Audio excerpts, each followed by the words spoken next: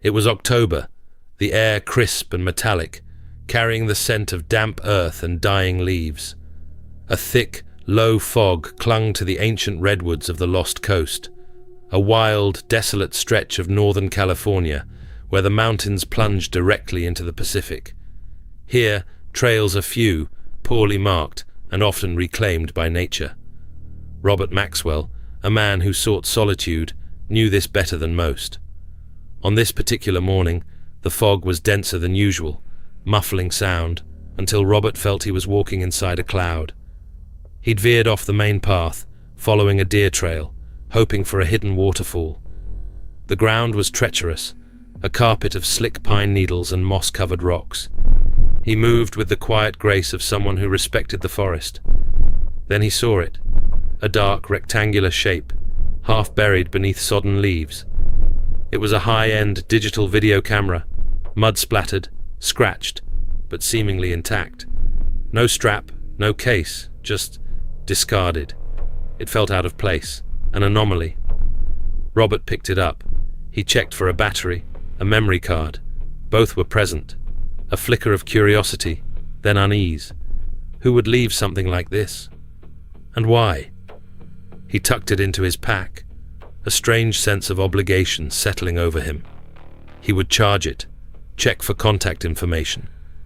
He couldn't have known, as he continued his hike into the deepening fog, that he was carrying a silent witness to something truly disturbing. Back in his secluded cabin, the damp chill of the forest still clinging, Robert plugged in the camera. The small indicator light glowed red, then green. The battery, against all odds, still held a charge. He connected it to his television, a relic from an earlier decade, and pressed play. The screen flickered to life. The initial footage was mundane. A young couple, perhaps in their early 20s, laughing, setting up a campsite. The man, with close-cropped hair and a bright blue jacket, was struggling with a tent pole. The woman, with long, dark hair tied back, playfully teased him. Their voices, though slightly tinny, were clear, light-hearted. They spoke of the quiet, the beauty of the woods, how far they'd hiked.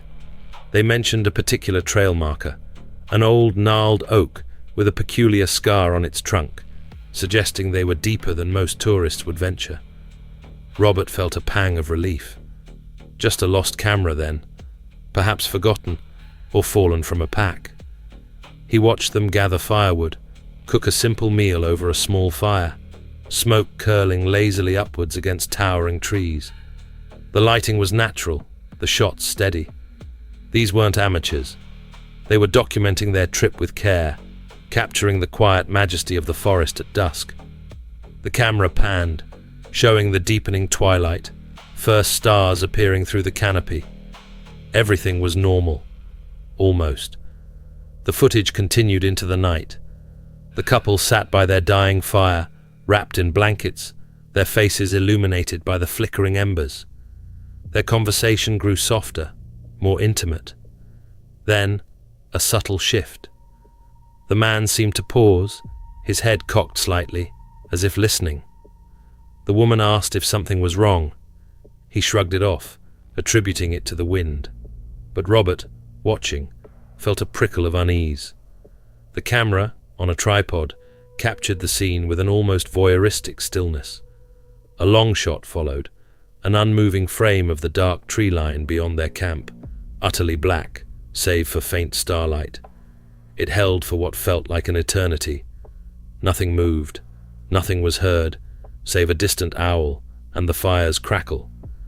But the air of the footage had changed. It was no longer peaceful. It felt watched. The camera, steadfast, seemed to be waiting. Then, a sudden, almost imperceptible movement at the very edge of the frame, deep within the shadows. It was fleeting, a shadow within shadows, a shape that seemed to absorb the meager light. Robert leaned closer, his breath catching. He rewound, played it again, frame by frame. There, a distortion, a ripple in the darkness. Too fast, too indistinct to identify, but it was there. Something had been out there, and the camera had captured it. The couple, oblivious, eventually zipped themselves into their tent. The screen went black, then flickered to another clip. This one was different. The new clip was shaky, handheld. It was daybreak, but the light was grey, muted by lingering fog. The woman held the camera, her face pale, eyes wide. She was whispering, frantic. "He's gone. I can't find him." Her voice was a ragged breath, barely audible. She panned erratically, showing the disheveled campsite, the tent half collapsed, belongings scattered. A sense of desperate haste permeated the scene. She called out his name. "Ethan!" Her voice cracking, raw with fear. The next few clips were fragmented, disorienting. Quick flashes of dense forest, blurred movement, frantic breathing. She was running, the camera bouncing against her. The fog was thicker now, reducing visibility to mere feet. The trees seemed to press in, their branches like skeletal fingers. Her whispers turned to choked gasps. "Ethan, where are you? What was that?" Then, a sudden horrifying sound. It wasn't human.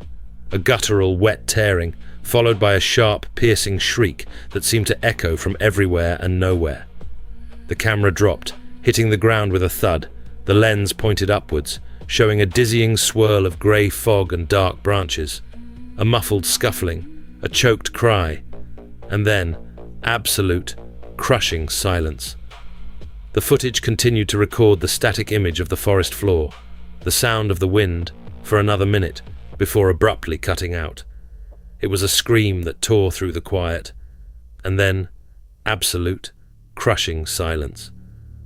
Robert sat frozen, the remote slipping from his numb fingers. Robert immediately contacted the local sheriff's department. He played the footage for them, watching their expressions shift from skeptical amusement to grim concern. The sheriff, Miller, recognized the area as a particularly remote and dangerous stretch of the Lost Coast, notorious for its unpredictable weather and treacherous terrain. Missing persons were not uncommon, but rarely with their own chilling video diary. A small search party was organized.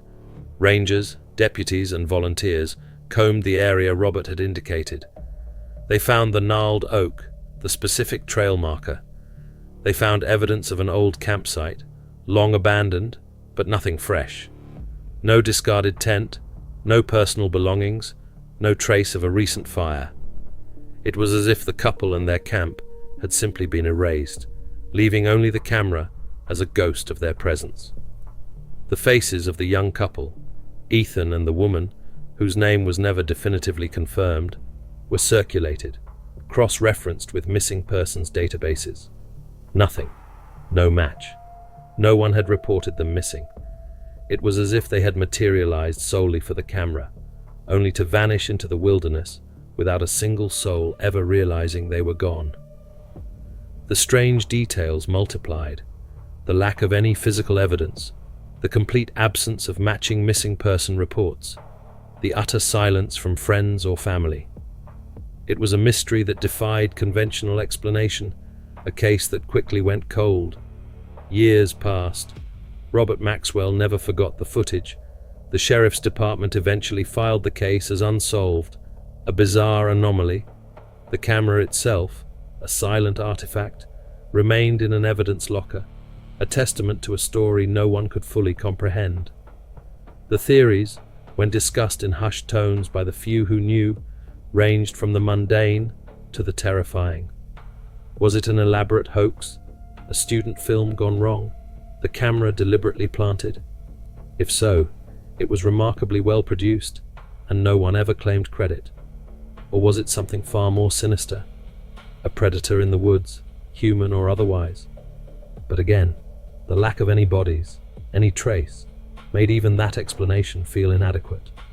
Some whispered of ancient, forgotten spirits of the lost coast, tales of things that lurk in the deepest, most untouched parts of the world, things that resent intrusion. The camera had captured something that should not exist, something unspeakable. To this day, the fate of Ethan and the woman remains utterly unknown. They simply walked into the wilderness, documented their own vanishing, and left behind a single, terrifying piece of evidence. The fog still rolls in thick along the lost coast. The redwoods still stand silent, ancient and unyielding. And somewhere, deep within their shadows, perhaps the answer still waits, hidden and unheard, just beyond the reach of human understanding. The camera still records, a silent, unblinking eye, waiting for another story to unfold.